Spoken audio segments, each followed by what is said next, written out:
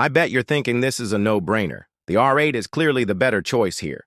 But in this video, I'm going to try and make the case for the more practical and more sensible option, the Audi A1.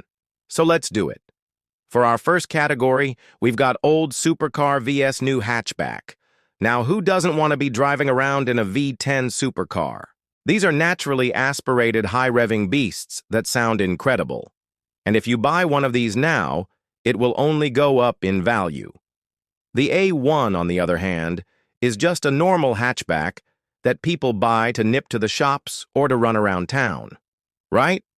Well, not quite. This is the most powerful version of the A1 that's ever been made. It's called the A1 City Carver, and it comes with a 2-liter turbocharged 4-cylinder petrol engine which makes 306 horsepower, the same amount of power as the entry-level R8. And while the R8 might sound better, the A1 isn't too bad itself. In fact, I think it sounds pretty good. So this one's actually a bit of a tie. Let's move on to the next category. This time it's performance vs practicality. Now, the R8 is an uncompromised sports car. Everything about this car is focused on providing the best possible driving experience. Lightweight, low to the ground, perfect weight distribution, and a screaming V10 engine right behind you. This is what the R8 was built for. The A1, on the other hand, is a city car. A car designed for short trips around town where you need to stop and start often, and where you need a small car that's easy to park and maneuver. Does this mean the A1 can't be fun to drive? Of course not. After all, it is an Audi with quattro four-wheel drive. Plus, as we saw earlier, it makes the same amount of power as the R8. And while the R8 is rear-wheel drive, meaning it's naturally going to be more fun in the dry, the A1 is all-wheel drive, meaning it's probably going to be a bit more fun in the wet. So this one also has to be a tie. Next up, it's luxury vs affordability.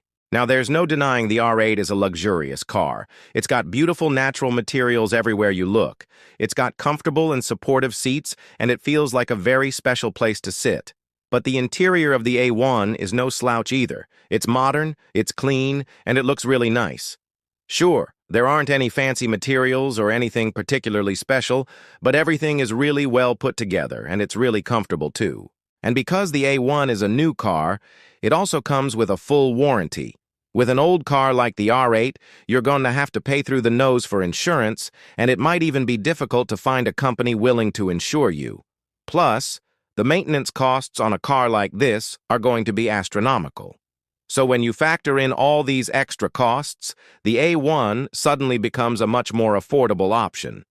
And don't forget, the A1 is still a pretty special car. It's the most powerful version of the A1 ever made, and it's a very desirable color as well.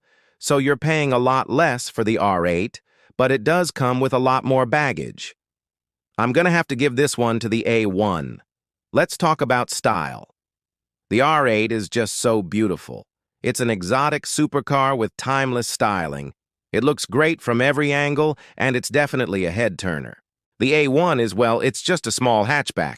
It's not ugly by any means, but it's not really that special either. So I think this one's pretty obvious. We'll move on to the next category. Now this one is speed vs comfort. The R8 is faster in every single gear. It reaches its 60 miles per hour in just 3.7 seconds, and it has a top speed of over 190 miles per hour. That's truly incredible. Next up, it's used vs brand new. The R8 is a used car. It's almost 10 years old, in fact. It was originally registered in 2013, and while it might be almost a decade old, prices for these cars seem to be holding steady. On the other hand, the A1 is a brand new car. You could spec it up, order it, and have it delivered to you today. And because it's a brand new car, it comes with an amazing warranty. You can relax knowing that for the next 3 years or 36,000 miles, whichever comes first, Audi will fix anything that breaks for free. You also get Audi's fantastic customer service, which is something you won't get with the R8. Buying a used car like this is always a bit of a gamble, so I'm going to have to give this one to the A1. Now it's dream car vs sensible choice.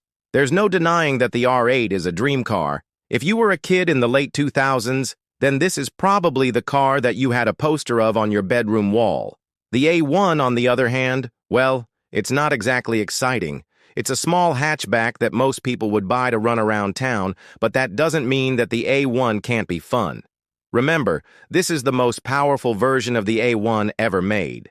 Plus, it has launch control, all-wheel drive, and quattro. There's plenty of fun to be had here. I think the A1 kind of sneaks up on people. They think they're buying a boring city car, but then they realize there's way more to it. So this one is definitely the sensible choice, but that doesn't mean it's not fun. I'm gonna have to give this one to the A1. We're nearly there.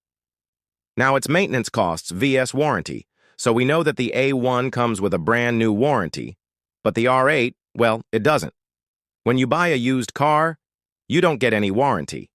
And because the R8 is such a specialized car, fixing it is going to cost a lot of money. Just a small service on this car costs around £1,000. And major work like replacing the clutch is going to set you back over $3,000. That's crazy money. Even basic maintenance like oil changes are more expensive on the R8 than they are on the A1. So this one is a no-brainer. The A1 wins. Next up, it's rarity vs availability. The R8 is definitely the rarer option here. Out of the 3,500 or so R8s that were sold here in the UK, only a few hundred were manual. And out of those few hundred, how many do you think are still on the road today? I'd estimate that there are probably less than 100 left. That makes the R8 definitely the rarer option here. The A1, on the other hand, is a common as muck hatchback. It's been around for over 10 years. And since it was launched, more than 600,000 of these things have been sold in Europe alone, and that's not even counting all the other markets where the A1 is available. So yeah, this one's a no-brainer.